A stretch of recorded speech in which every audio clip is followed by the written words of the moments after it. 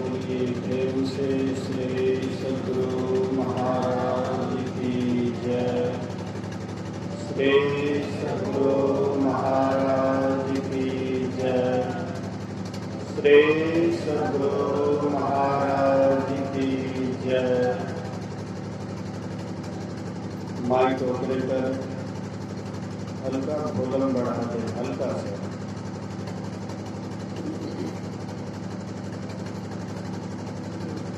अखंड मंडलाकारं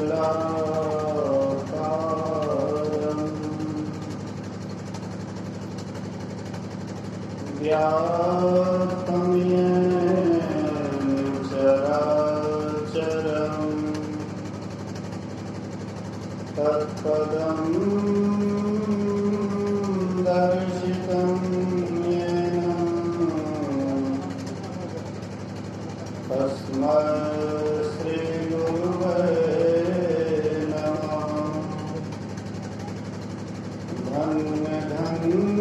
सतगुरु सुखदा महिमा कही ना जाए। जो कुछ कहो तुम्हारी कृपा मोतें कछु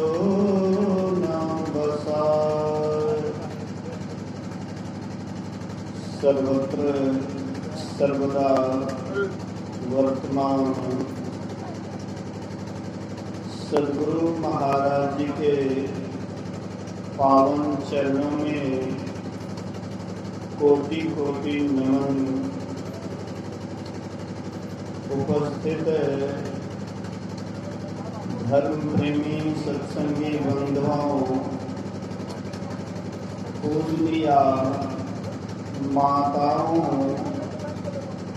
तथा भक्तिमती बहनों, एक दिवसीय संतमत सत्संग का आयोजन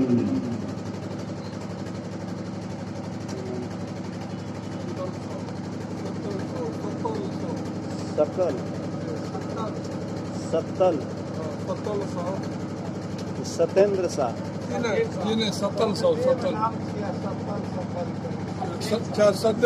सतदेव शाह।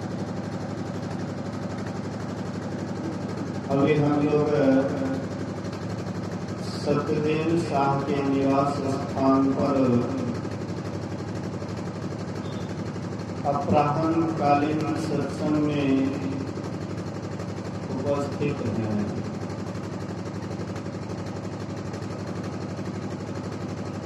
अभी यह महीना सावन भादो का महीना है। ये सावन महीना बहुत सुंदर, बहुत अच्छा, बहुत प्रिय होता है। व्यक्ति जैसा होता है इसे सावन महीने का आनंद उसी ढंग से लेता है। अगर कोई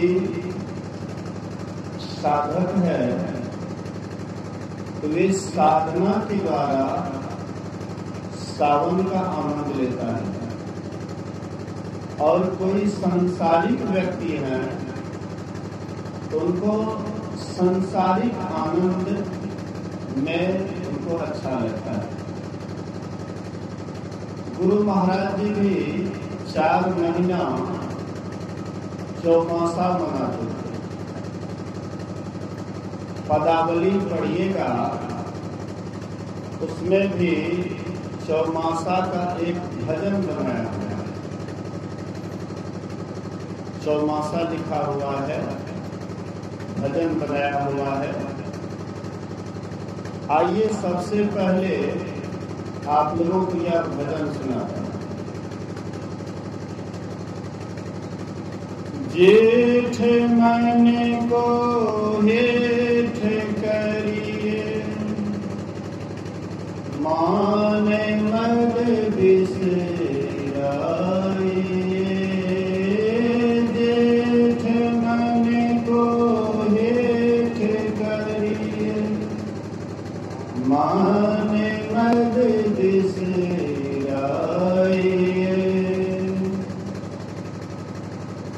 गुरु सत गुरु पद सेव करी करी, कठिन भव करी जाइए। गुरु सत गुरु पद सेव करी करी, कठिन भव करी जाइए। आषाढ़ गार अंधार घट में, जाते दुख अपार है। आषाढ़ गार अंधार घट में, जाते दुख अपार है। गुरु कृपा ते भेद ललितम, तोड़ी दुख निवारिए। गुरु कृपा ते भेद ललितम, तोड़ी दुख निवारिए। सावन सुख मन दृष्टि आनत, दामिनी छिन छिन दम गई। सावन सुख मन दृष्टि आनत, दामिनी छिन छिन दम गई। हील डोल तजी सुरत धीर करी, प्रणवतार हो गाइए। हील डोल तजी सुरत धीर करी, प्रणवतार हो गाइए। भादो भव दुख छोड़ी चलिए, ज्योति छेदी पराइए। भादो भव दुख छोड़ी चलिए, ज्योति छेदी पराइए। सार शब्द में लीन होई कर, मैं ही गुरु गुण गाइए। सार शब्द में लीन होई कर, मैं ही गुरु गुण गाइए। जेठ मन को हेठ करिए, मान मद बिसराइए। जेठ मन को हेठ करिए, मान मद बिसराइए। गुरु सत गुरु पद सेव करी करी, कठिन भव तरि जाइए। गुरु सत गुरु पद सेव करी करी, कठिन भव तरि जाइए। बोलिए श्री सद्गुरु महाराज। अभी हम लोग गुरु महाराज जी की रचित पदावली से भजन सुन रहे थे। जेठ मन को हेठ करिए। जेठ मतलब बड़ा,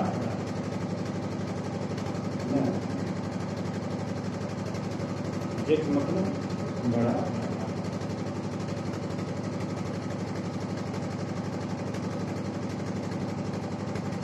महाराज कहते हैं मन जो बड़ा है, विशाल है, उसको हेट करो, नीचा करो।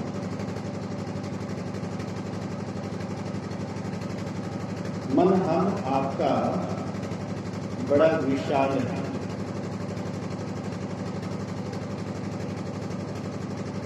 हम आप किसी को कुछ नहीं समझते,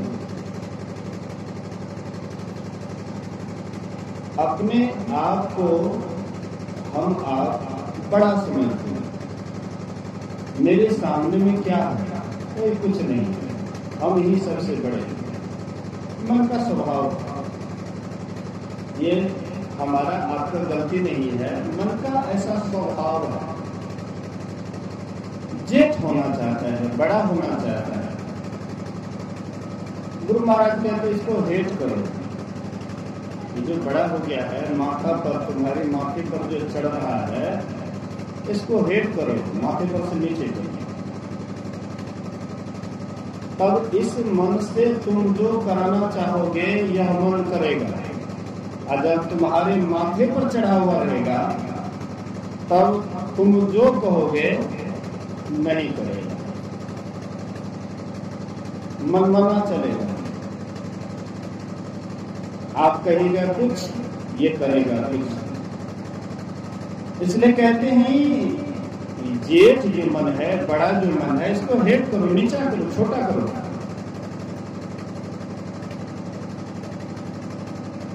कहते मान मद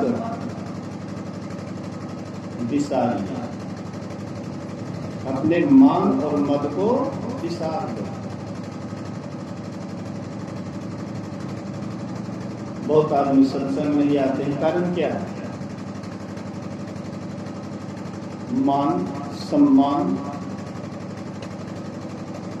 भूखे हैं कि हम सत्संग में जाएंगे, मेरा मान सम्मान तो ऐसा मिलेगा नहीं।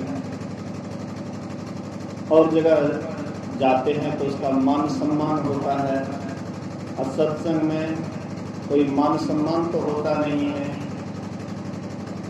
हमारे सत्संगी लोग आए, बगल में सोमठी है,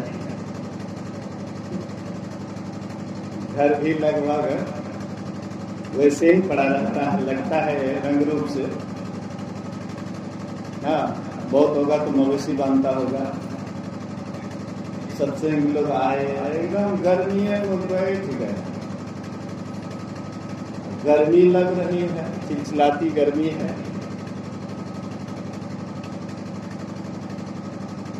कल मैं सुबह में आ रहा था,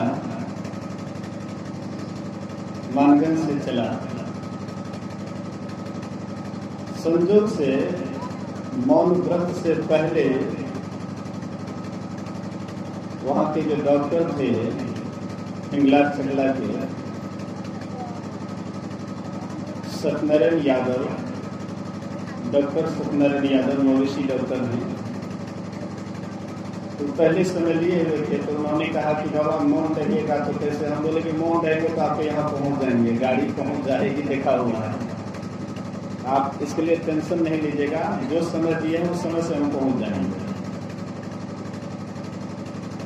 विशेष आवश्यक बातें होती हैं तो रात्रि काल में थोड़ी देर के लिए एक दो शब्द से काम चला लेते हैं। इधर से भी आशीष जी का खबर गया कि ऐसी ऐसी बातें हैं। संजोग था हिंगलाज चकला में आए हुए थे, वहां से दूरी कम थी, कोई बात नहीं है, एक कम दो कम, जब उनकी श्रद्धा है तो श्रद्धा है तो फुर्सत में समय था। ऐसे लोग बहुत आदमी जानते हैं कि मौन रहते हैं, इसलिए बहुत आदमी मौन तो नहीं करते हैं। तो यहाँ आया,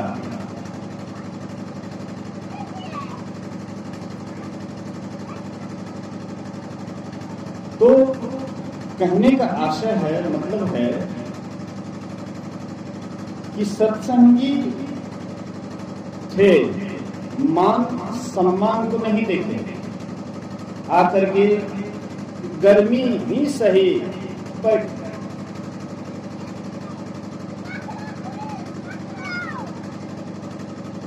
मैंने देखा, मैं तो पंखा में हूँ, सत्संग तो थोड़ा गर्मी से विशेष परेशान हो गए, इशारा किया, पंखा लग गई। हो सकता है सबको हवा नहीं मिलती होगी, लेकिन कुछ तो राहत जरूर है।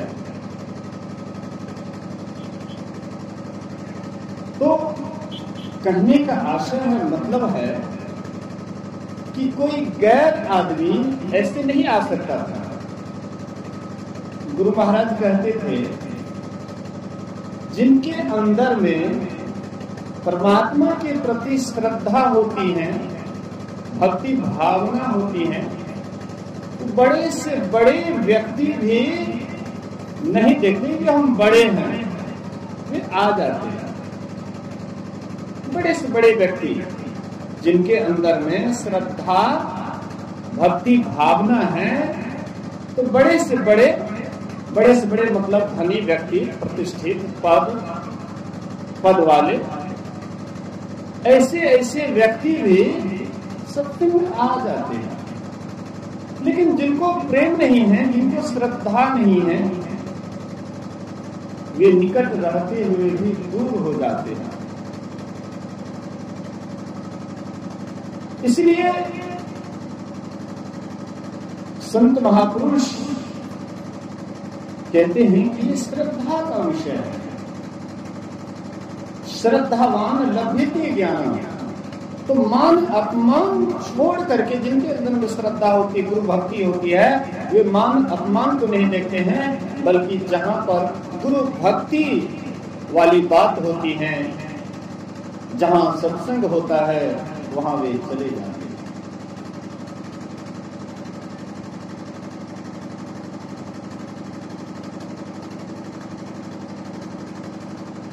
एक बार भगवान बुद्ध सत्संग कर रहे थे, बहुत श्रद्धालु लोग बैठे हुए थे। लगभग दोपहर का समय था। एक किसान का सुबह में बैल खो जाता है। वह किसान बैल को खोजते दोपहर को बैल मिला। तो वह देखा कि भगवान बुद्ध का सत्संग हो रहा है, तो बैल को एक वृक्ष में बांध दिया और वे अपना आ गए और सत्संग में बैठ गए। सब कोई सुन रहे थे, वे भी सुनने लगे। भगवान बुद्ध एक सेवक से कहते हैं कि किसान को पहले भोजन कराओ। किसान जो अभी आया है, सत्संग में बैठा है, इसको ले जाकर के भोजन कराओ। सेवक ले गए, भोजन करवाए, तब वह बैठ करके बड़ा प्रेम से सत्संग सुना, बड़ा प्रेम से। बोलिए श्री सद्गुरु, बातचीत नहीं कीजिए, ध्यान दीजिएगा। बोलिए श्री सद्गुरु। तो भोजन किए और बड़ा प्रेम से सत्संग सुने, और वह श्रोतापत्ति फल को प्राप्त किया। मतलब सत्संग के प्रति उनकी श्रद्धा अगाध हो गई। भगवान के वचन को सुनकर वे सत्संगी हो गए। तो भगवान बुद्ध से किसी आनंद ने पूछा कि भंते, आप तो प्रवचन कर रहे थे, लेकिन जैसे वह किसान आया आप तुरंत बोले उसको भोजन कराओ, क्या इसका आशय था? तो भगवान बुद्ध बोले कि देखो, ये किसान सुबह में ही अपने बैल को खोजने के लिए निकला, लेकिन खोजते खोजते दोपहर हो गया, तब इसको बैल मिला। अर्थात सुबह से ये कुछ नहीं खाया था, और ये भूखे पेट अगर सुनता सत्संग तो बढ़िया से नहीं सुन पाता। इसका ख्याल कहीं और जगह रहता है, भोग पर रहता है। इसलिए अब भोजन कर लिया तो ये आराम से सुनेगा। ऐसे ही आप लोगों को अधिक गर्मी लगती तो सत्संग भी आप लोग बढ़िया से नहीं सुन पाते। बोलिए श्री सद्गुरु। इसलिए व्यवस्था जरूरी है। एक बात का याद रखिएगा, परमात्मा धनी व्यक्ति से जरूर पूछेंगे कि तुमको सारी व्यवस्था दिए तो मेरा भजन क्यों नहीं किया। याद रखिएगा, धनी व्यक्ति से परमात्मा जरूर पूछेंगे ये सारी व्यवस्था जो मैंने तुझे दिया तो तुम मेरा भजन क्यों नहीं किया। हो सकता है गरीब को वे व्यवस्था में जन मजदूर इधर उधर, फिर भी जिनके अंदर में श्रद्धा होती है, गरीब से गरीब तबके भी लोग हैं, वे भी सत्संग ध्यान करने के लिए समय निकाल लेते हैं। लेकिन हो सकता है परमात्मा उसको रिहा भी कर दे, लेकिन धनी को तो रिहा नहीं करेंगे, एकदम नहीं, क्योंकि उनके पास में सारी व्यवस्था भी है, ऐस आराम का सारा सामान दिए हैं। अब तो पर भी अगर भजन नहीं किए, तो पर भी अगर भक्ति नहीं किए, तो ये व्यवस्था परमात्मा फिर छीन लेंगे आपसे, ये व्यवस्था आपसे छीन लेंगे। इसलिए संत महापुरुष कहते हैं इसका लाभ लेना चाहिए। जो जिनके पास में व्यवस्था है तो व्यवस्था का लाभ लेना चाहिए। मैं यहां पर लगभग 1 बजे के आसपास यहां पहुंचा, तो यहां पर आकर के बैठा, फिर मैंने इशारा किया कि विश्राम करना है। हमारे वेदो बाबू समझे कि नहीं समझे, लेकिन वे कहते हैं बाबा आराम करेंगे, बाबा आराम करने के लिए इशारा किए हैं। बोले कि हाँ वही करवा रहे हैं, व्यवस्था की। ऊपर 2 मंजिला पर, वहां पर लाइन की व्यवस्था तो नहीं थी, लेकिन 2 मंजिला था, इसलिए हवा इधर उधर का आता है।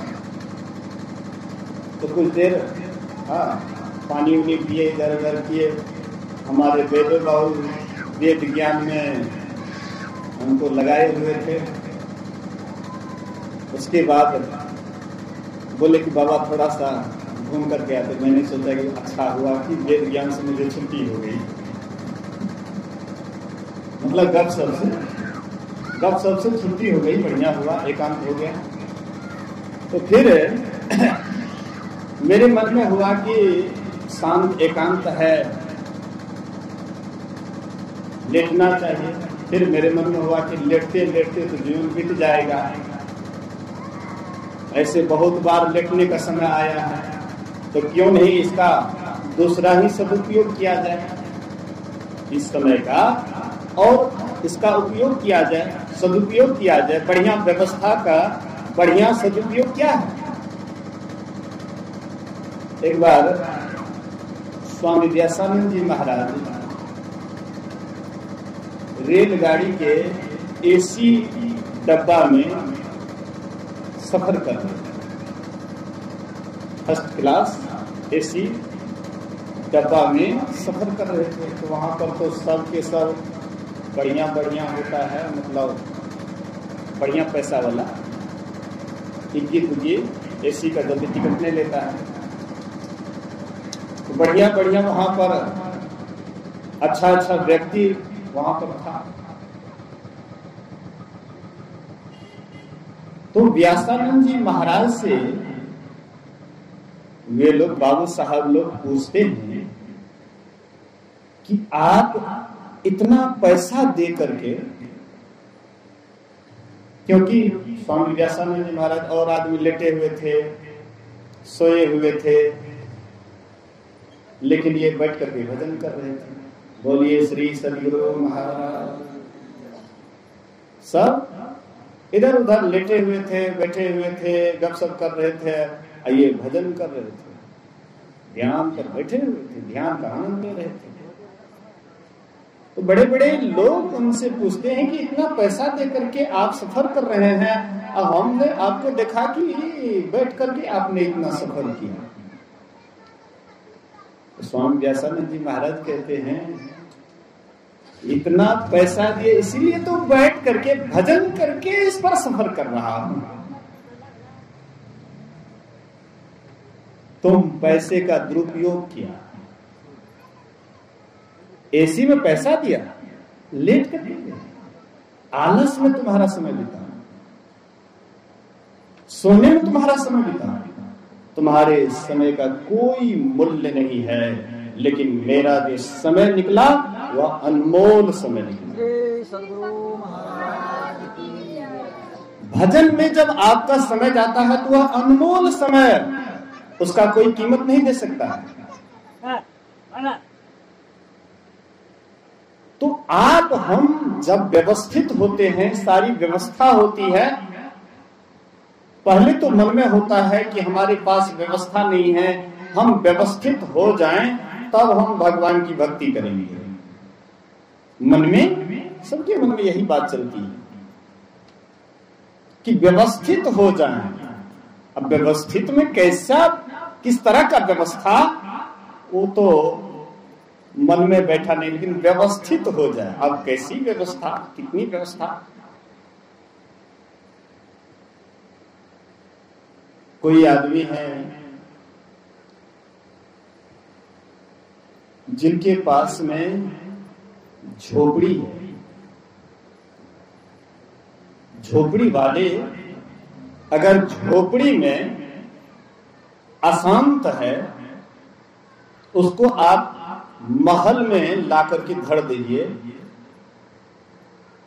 इससे नतीजा ये नहीं निकलेगा कि महल में जाने के बाद छोड़ दीजिए इसको, अगरबत्ती को छोड़कर सत्संग सुन जाए। बोलिए श्री सद्गुरु महाराज की जय। तो जो गरीब झोपड़ी में रह रहा है लेकिन अशांत है, और उसको महल अटारी में ले जाकर के धर दीजिए, इसलिए वे शांत हो जाएंगे, ऐसा कभी उम्मीद मत कीजिएगा। जो झोपड़ी में आनंदित है वह महल में जाएगा तो वहां पर भी आनंदित रहेगा।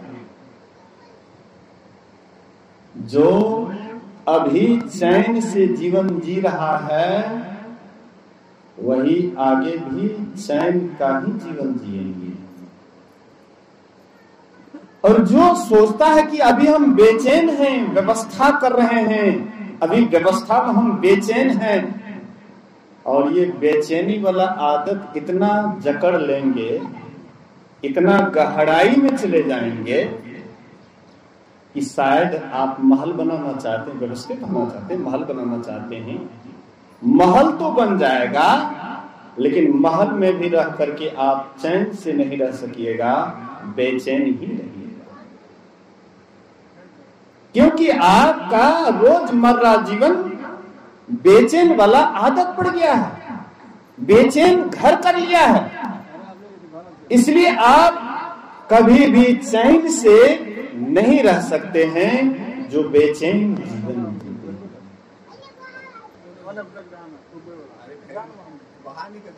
बोलिए श्री सद्गुरु महाराज। अच्छा कोई बात नहीं, साइड से आ जाएगा, कोई नहीं, छुआता नहीं है सत्संग, वैसे साइड से आ जाएगा, बैठ लीजिए। बोलिए श्री सद्गुरु महाराज की जय। ध्यान दीजिएगा। तो मेरे कहने का ये आशय है कि अभी से आप आनंद खोजिए, चैन खोजिए।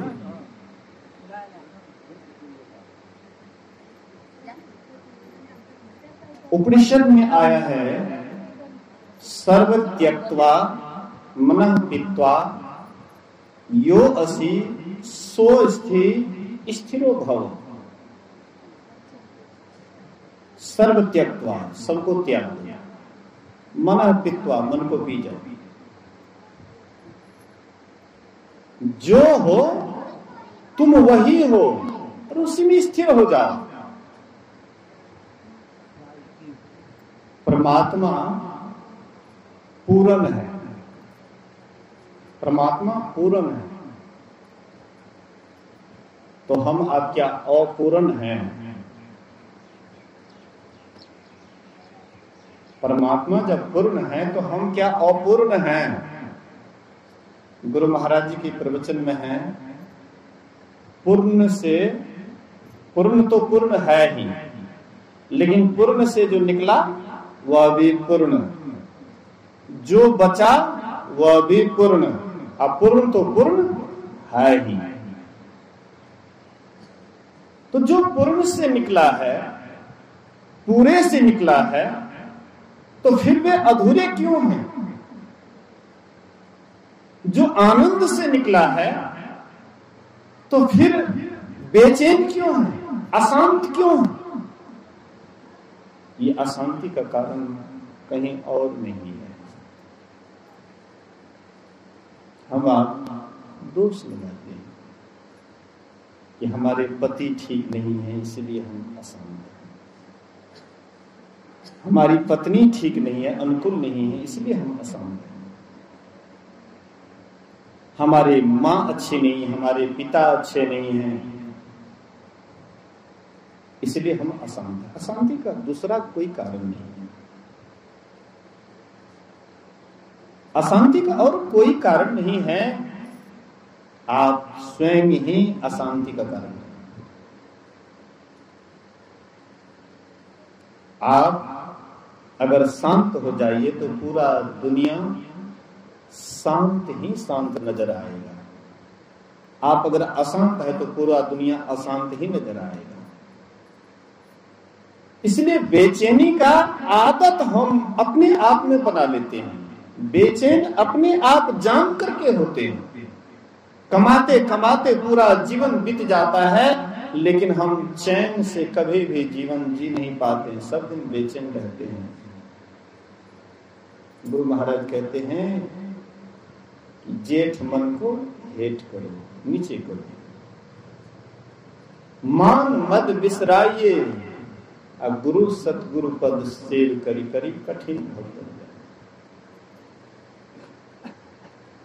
गुरु के चरण को पकड़ करके उनकी सेवा करके कठिन भवसागर को तर जाओ। ये भवसागर, सागर तो हम बहुत देखे हैं,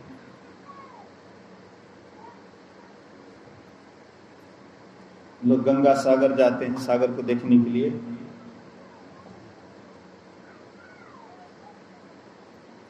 लंबा तो कितना है वो तो कहना ही नहीं, लेकिन चौड़ाई भी कितना वो भी नजर में नहीं आता है, नजर से ओझल हो जाता है, इतना चौड़ाई। इस सागर की बात तो हाँ चौड़ाई नहीं दिखाई पड़ती है, लेकिन जिसमें ये जीव डूबते रहता है, भवसागर में यह जीव जो डूबते रहता है, इसका तो फिर कहना क्या और छोड़। और ये जीव अपनी माया की प्रेरणा से सदा भटकते रहता है, सदा भटकते रहता है, उसमें डूबते रहता है, नाना प्रकार के दुखों को झेलते रहता है। तब कभी कृपा करने वाले परमात्मा हमें मनुष्य का शरीर देता है कि कम से कम इससे बाहर निकलने का कोशिश करें। लेकिन हम आप कोशिश ही छोड़ देते हैं।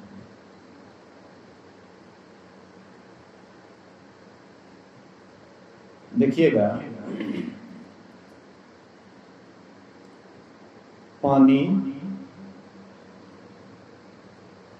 पर बहने वाले पानी में जब कोई बहने लग जाता है तो अच्छे जो तैराक हैं वे मुर्दावत हो जाते हैं, मुर्दा जैसे हो जाते हैं। तो मुर्दा जल्दी पानी में डूबता नहीं है, जिंदा डूब जाता है लेकिन मुर्दा डूबता नहीं है। इसी तरह से संत महात्मा कहते तुम भी मुर्दा हो जाओ, तब भवसागर में नहीं डूबोगे। मुर्दा होने का मतलब मान, अपमान है, ये सारी जो मन में इच्छा है ये सबको निकाल दो।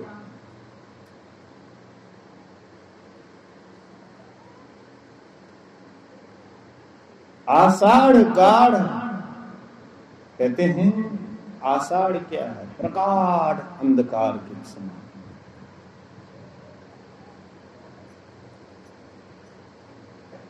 आपके भीतर में प्रगाढ़ अंधकार है।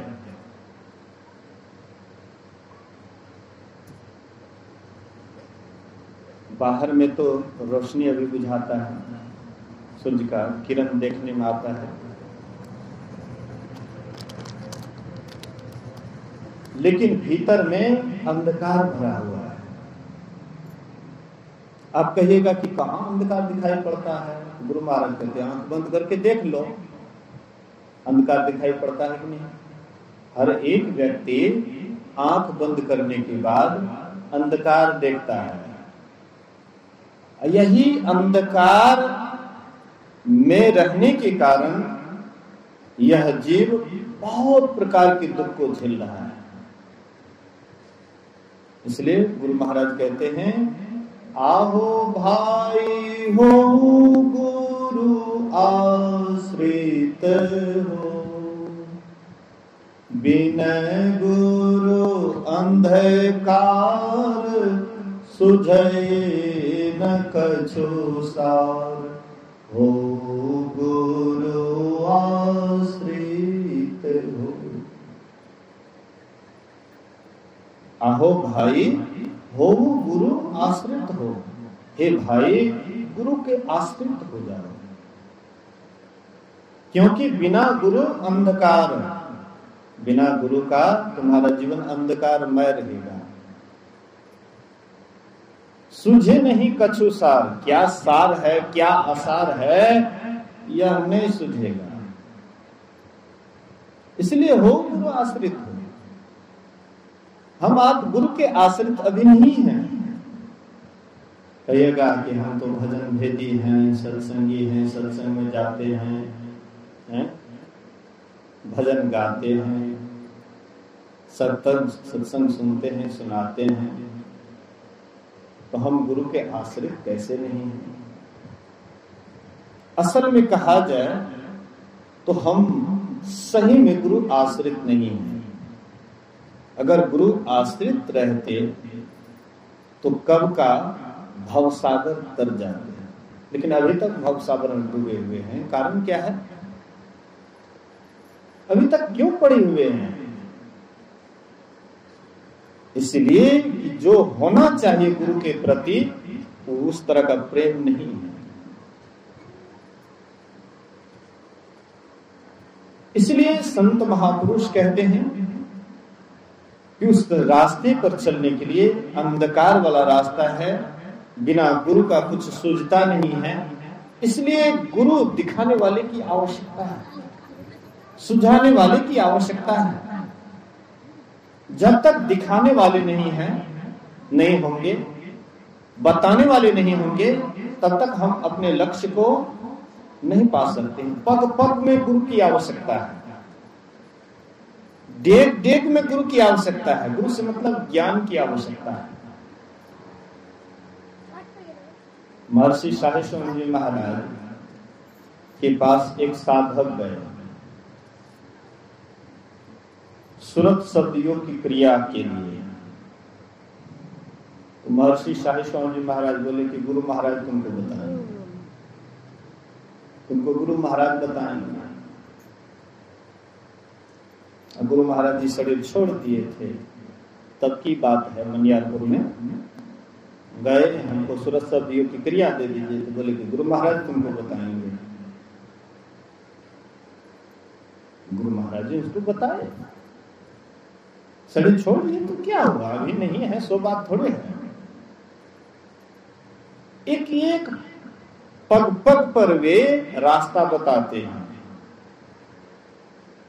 इसलिए हम गुरु के आश्रित नहीं हो रहे हैं, इसलिए शायद हमें गुरु दिख नहीं रहा है, कुछ सूझ नहीं रहा है, कुछ दिखाई नहीं पड़ रहा है। इसलिए संत महापुरुष कहते गुरु के आश्रित हो जाओ।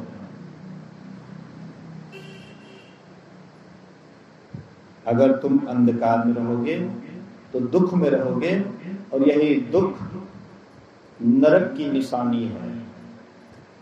अंधकार में शरीर छोड़ने पर हम नरक की ओर जाते हैं, प्रकाश में शरीर छोड़ने के बाद हम स्वर्ग की ओर जाते हैं, और शब्द में शरीर छोड़ने के बाद हम निःशब्द में जाते हैं। तो हम जाना किधर चाहते हैं? क्या कोई नरक में रहना पसंद करेंगे? किसी से पूछिए, आप नरक में रहना चाहते हैं? कोई भी ऐसा कहने वाला नहीं है संसार में कि हम नरक में रहेंगे। कोई भी नरक को पसंद नहीं करता। सब स्वर्ग जाना चाहते हैं, लेकिन आप अपने सूरत को अंधकार में ही उजड़ा करके रखे हुए हैं, तो फिर स्वर्ग को कैसे जाइएगा? स्वर्ग में जाने के लिए अंधकार से पार जाना पड़ेगा, प्रकाश में जाना पड़ेगा, और प्रकाश में जाने के लिए गुरु के आश्रित होना होगा। गुरु के वचन के अनुसार हम आपको साधन भजन करना होगा। संत मत में जब शुरू में दीक्षा दी जाती है तो 3 क्रिया बतलाया जाता है। मानस जप, मानस ध्यान, दृष्टि योग की क्रिया। इस बीच में एक सत्संगी गुरु पूर्णिमा में मेरे आश्रम पर आए, और वह सुरत शब्द योग की क्रिया अपना अनुभूति बताए, तो मैंने उनको सुरत शब्द योग की क्रिया बतलाया। तो कुछ सत्संगी ऐसे उसको मतलब लूझने लगे, दूबर दीक्षा, ये कौन दीक्षा? एक बार दीक्षा तो लइए लेना, फिर तो दीक्षा, एक की मतलब नहीं।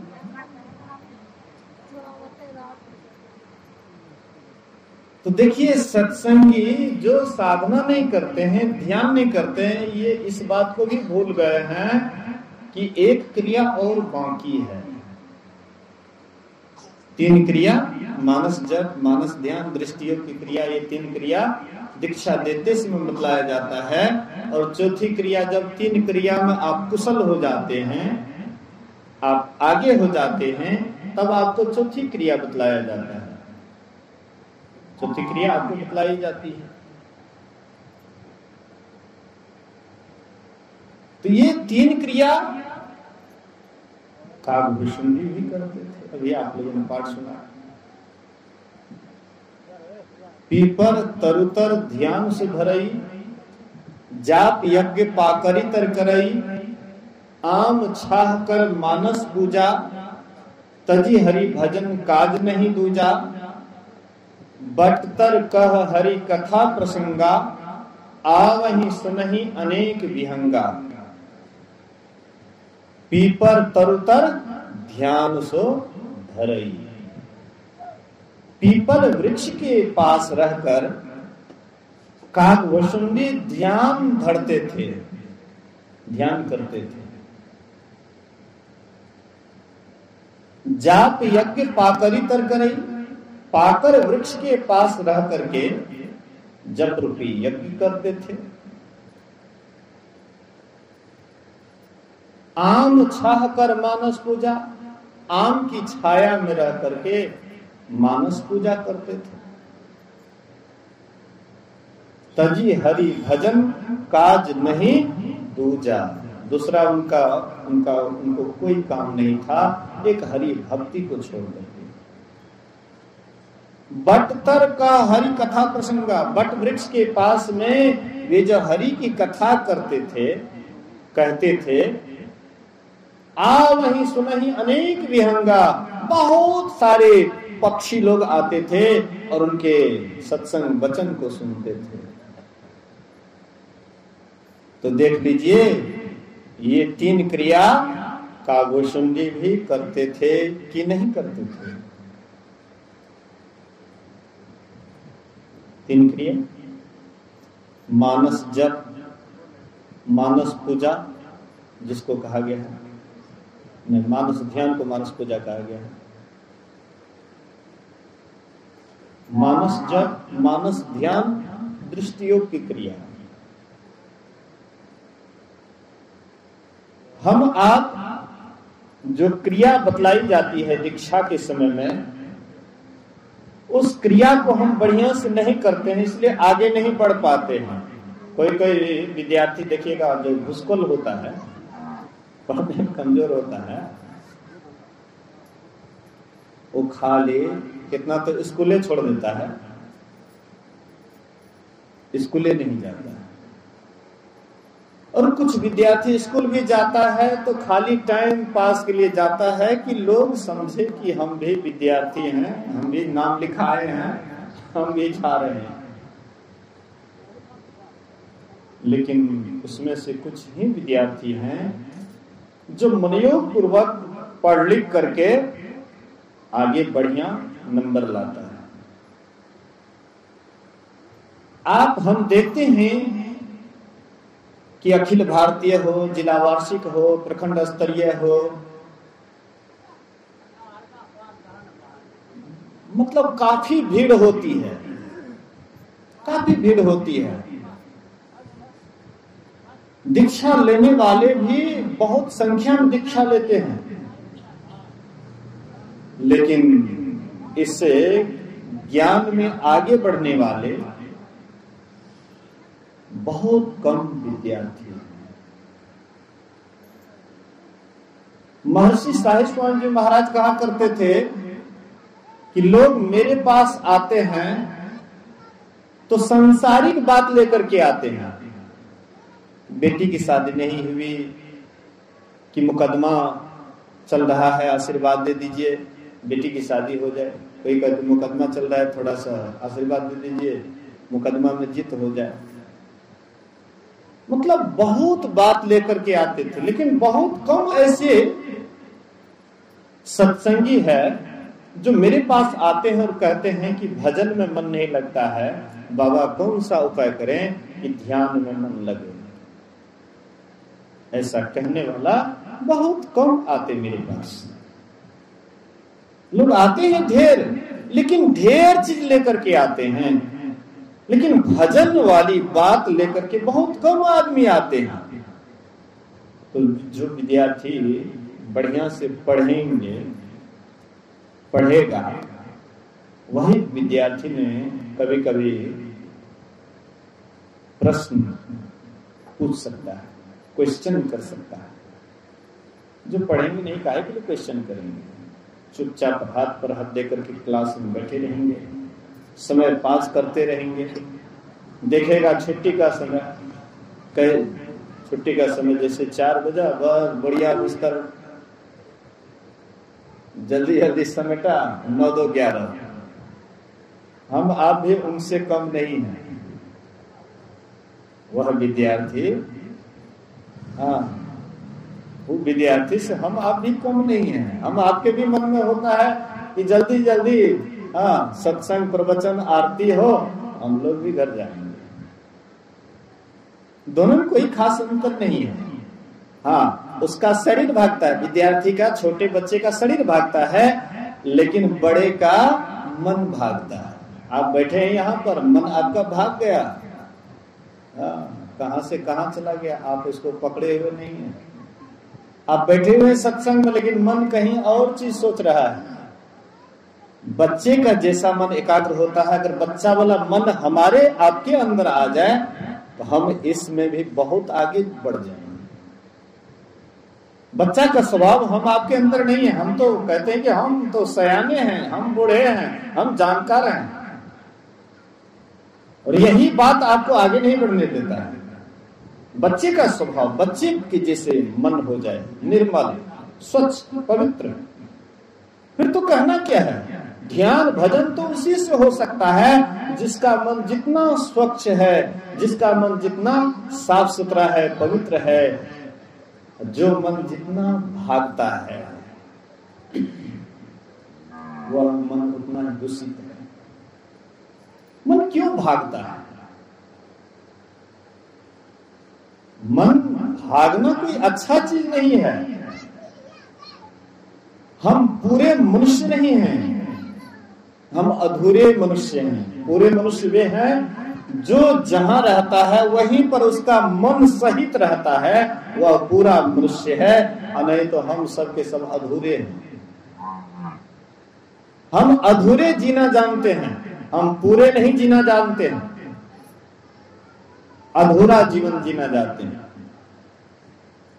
पूरा अगर जीवन जीने लगे तो जीवन का तो आनंद ऐसे खिल जाएगा, फिर कहना क्या है। इसलिए संत महापुरुष कहते हैं कि जो भी काम करो मनयोग पूर्वक करो। हम सत्संगी हैं, हम भजन भेद लिए हैं, हम 3 क्रिया हमें मिला है। हम अभी तक 3 क्रिया में कौन कौन सी क्रिया में सफलता को प्राप्त किए हैं? क्या कभी आप प्रोफेसर या प्रिंसिपल या शिक्षक के पास आपने कहा, अरे प्रिंसिपल, शिक्षक या प्रोफेसर का मतलब है जो मतलब आपको ज्ञान देते हैं, मार्ग बताते हैं, सुमार्ग दिखाते हैं, आचार्य। आप कभी भी आपने बतलाया कि हमने इसमें आगे बढ़ गया? लेकिन नहीं, आप तो केवल संसार के बात को ही इतना दिमाग में भर करके रखे हैं, ये बात पूछने का या अभ्यास करने का आपके पास फुर्सत कहां है। इसलिए संत महापुरुष कहते हैं आप जो 3 क्रिया लिए हैं तो कम से कम शुरुआत वाला क्रिया को बढ़िया से करने का कोशिश कीजिए। कितने सत्संगी हैं जिनसे मानस जप नहीं हो पाता है। बैठते हैं ध्यान में, कितने तो बैठते ही नहीं है। बोलिए श्री सद्गुरु महाराज की जय।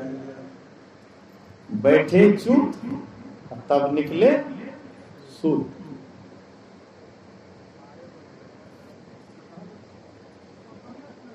मैं डॉक्टर साहब के यहाँ गया था,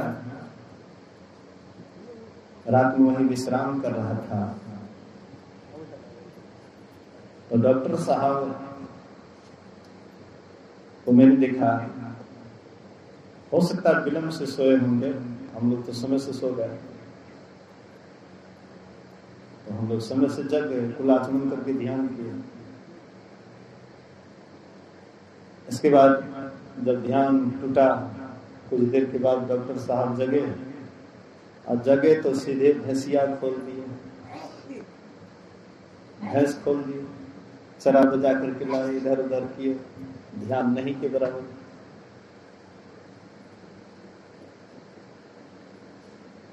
और मैं आपको कहता हूं कि शायद ये डॉक्टर साहब से मैं अनुमान लगाता हूं कि ऐसे ही विशेषतर सत्संगी है, भजन भेद ले लिए हैं। मैं डॉक्टर साहब की तरफ उंगली नहीं बताता हूं, बल्कि उनसे मैं अनुमान करता हूं कि प्रायः लोग ऐसे ही विशेषतर हैं, भजन भेद ले लिए हैं, दीक्षा ले लिए हैं, और जैसे ही रात में दिन भर काम करते हैं, थकते हैं, रात में सोते हैं, सोने के बाद नींद तो टूटती है, भिनसर में सबकी नींद टूटती है, कोई कहने वाला नहीं है जिसका नींद टूटती है, लेकिन अंठा करके सो जाते हैं। देख लेते हैं कि अभी सवेरा नहीं हुआ, सवेरा अभी नहीं हुआ। और जैसे आप झांक करके देखें कि सवेरा नहीं हुआ है, थोड़ा एक नींद और ले लेते हैं, दूसरा नींद आप जैसे लेने के लिए आंख बंद किए, आंख बंद, डब्बा गायब। मतलब जब आंख दोबारा खोले तो देखे साफ हो गया।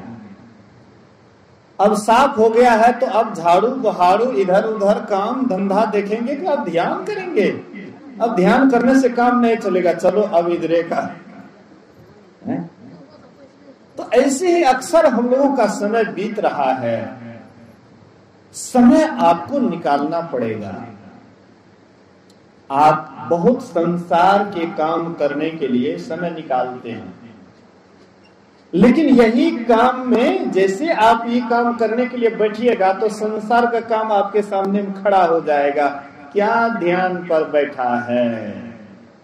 अरे फलाना काम कर लो, उसके बाद तो ध्यान देखा जाएगा। ध्यान तो करने करेंगे, ध्यान कभी जीवन में करेंगे नहीं, लेकिन मन कैसा मनसूबा बांध रहा है सो देखिए। चौरवा मन का मनसूबा, चौरवा मन ऐसे ही मनसूबा बांधते रहता है। मन मनसूबा बांधता है, ध्यान तो करबे करेंगे, लेकिन फलाना काम है, फलाना काम है, थोड़ा इसको निपटा लेते हैं, उसके बाद ध्यान करेंगे। लेकिन ध्यान क्या करेगा? खाक।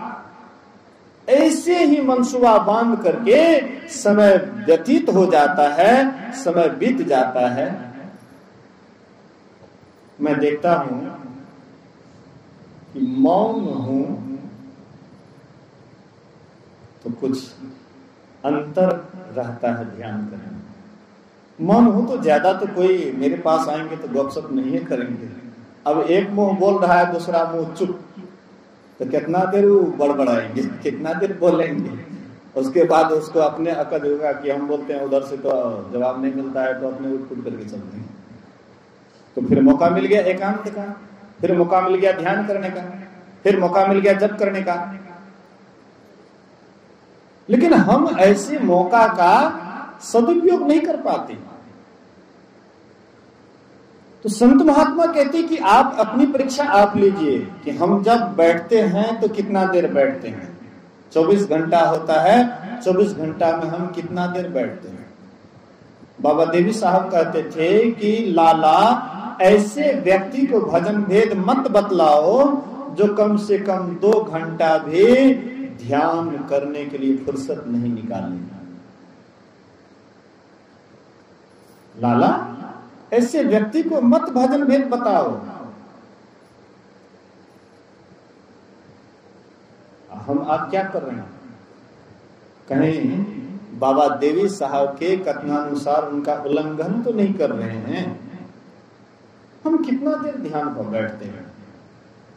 जब तक आप कम से कम 1 घंटा, कम से कम, ज्यादा जितना बैठ सके वो तो उतना अच्छा है, लेकिन कम से कम 1 घंटा अगर आप बैठिएगा तो उसमें मन में कुछ स्थिरता बुझाएगा, शांति बुझाएगा कि सही में ध्यान में सुख लगता है, आनंद आता है।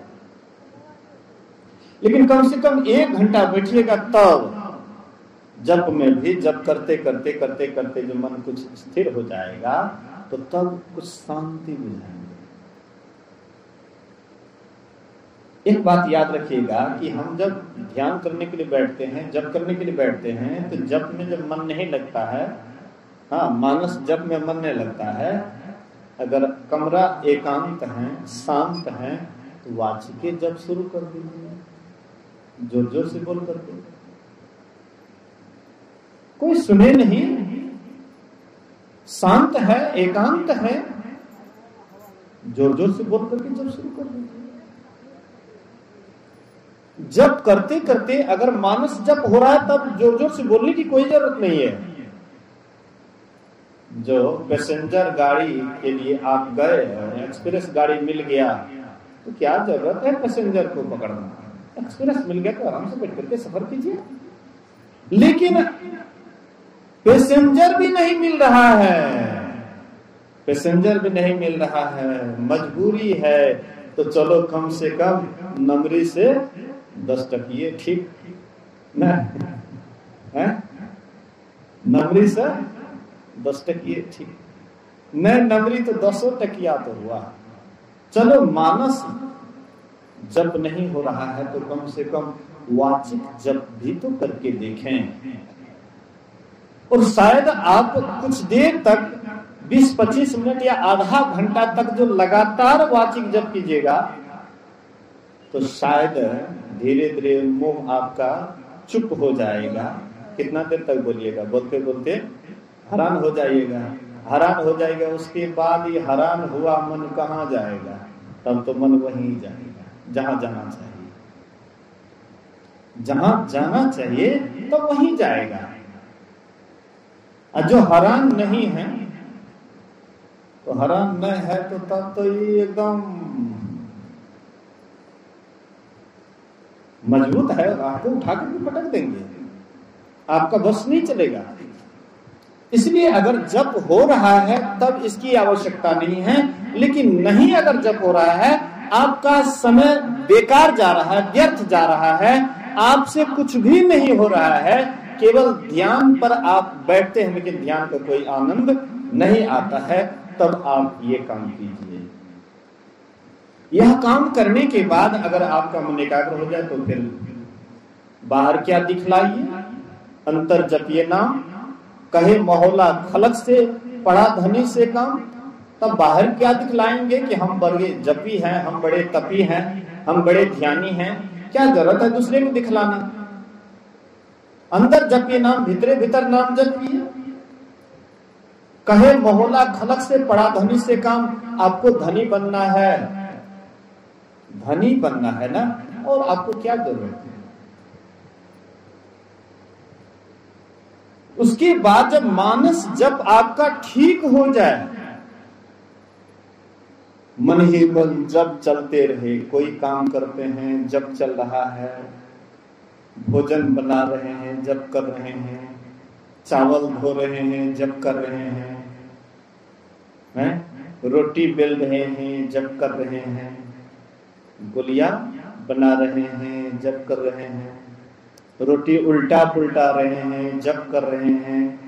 जब ये आदत आपको लग जाएगा, जब का लसंग लग जाएगा, अभ्यास आपका हो जाएगा, तो फिर तो यही जब आपको मानस ध्यान के तरफ ले जाएंगे। मानस ध्यान तब आपका हूबहू होगा। दर्शन उनके उर्माही करे बड़भागी, तिनके तरने की नाव किनारे लागी। तब आपको दर्शन अपने भीतर में जिसका आप जप कर रहे थे, वह इष्ट मूर्ति का हूबहू दर्शन होगा। बड़ा सुख लगेगा, बड़ा सुख लगता है। कोई धनी आदमी से आपको प्रेम हो गया, बड़े धनी व्यक्ति से आपको प्रेम हो गया, लगा हो गया। अब आप उसको पुकार रहे हैं, पुकार रहे हैं, पुकार रहे हैं, खूब पुकार रहे हैं, खूब पुकार रहे हैं।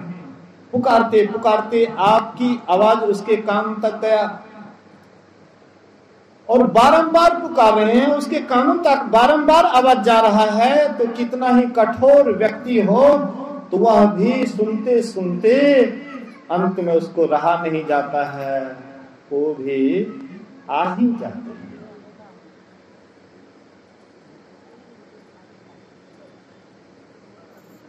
धर्मदास जी महाराज कहते हैं, साहब चितवो हमरी ओर, हम चितवो तुम चितवो नाही, तुम्हारे हृदय कठोर।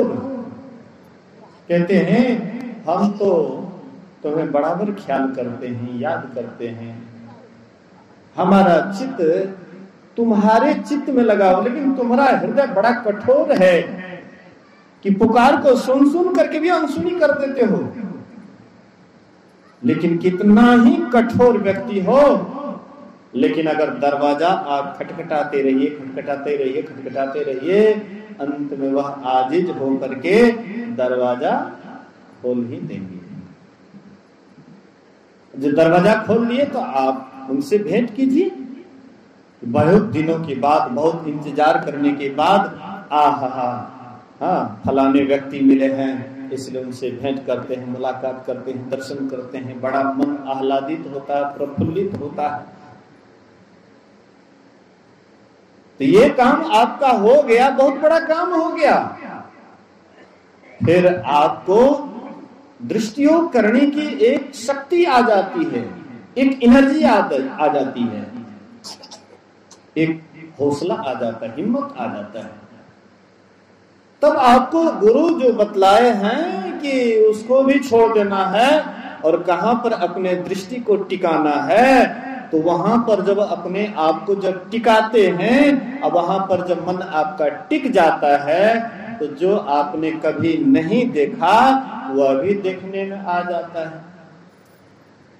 जिसको आपने कभी दर्शन नहीं किया वह आ जाता है। वह आने के बाद फिर वे अपने साथ में और भी कुछ लाते हैं, अकेले नहीं आते हैं।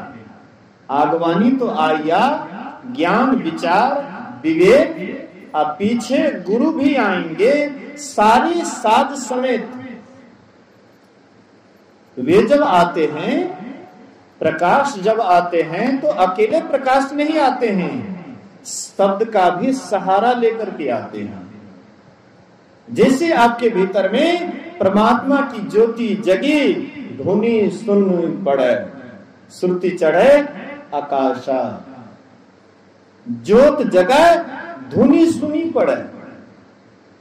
जैसे आपके भीतर में परमात्मा की ज्योति दिखाई पड़ी, वैसे ही शब्द के सहारे, शब्द का सहारा लेकर के आए।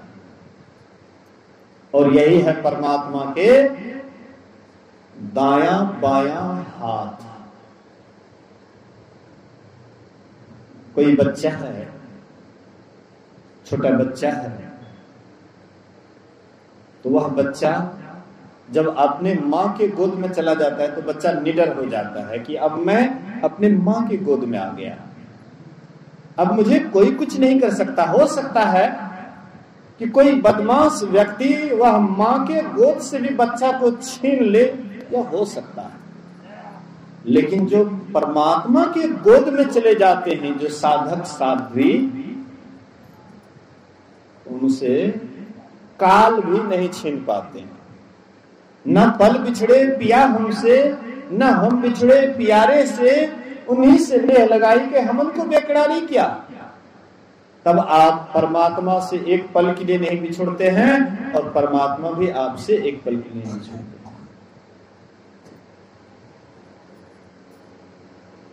तो ऐसा कब होता है? जब हम बढ़िया से साधना करते हैं, ध्यान करते हैं लगन के साथ।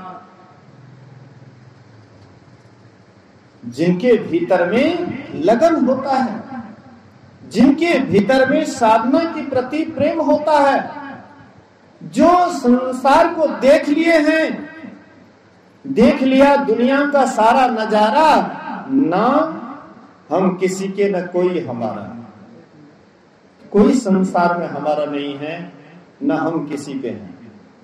सब तो दिखावटी के लिए, देखा देखी के लिए, लेकिन असल में हमारा परमात्मा है। परमात्मा को छोड़ करके हमारा और कोई नहीं है। इसलिए संत महापुरुष कहते हैं कि उस परमात्मा को पाने के लिए सीधे चले जाना, वहां मुर्शद ने ये फतवा दिया, सीधे तुम परमात्मा के पास जाओ। ऐसे कोई रास्ता बतलाने वाले मिल जाए तो वह रास्ता बताने वाले संत सद्गुरु हैं। पूरे मुर्शिद से मिल तकी, सिदक और सबूरी से तकी, जो तुझे देगा सहरक को पाने के लिए। हे तकी, पूरे गुरु के पास जाओ, अधूरे गुरु के पास मत जाओ। अधूरा गुरु अधूरे ज्ञान में तुमको अजरा करके रखेंगे, फंसा करके रखेंगे कि किसी तरह से चेला हमारा ही रहे, किसी और का ना हो जाए। लेकिन जब तक पूरे मुर्शिद से नहीं मिलते हैं, पूरे गुरु से नहीं मिलते हैं, तब तक पूरा जुगती नहीं हम आपको मिलता है। गुरु नानक देव कहते हैं, नानक सतगुरु भेटिए।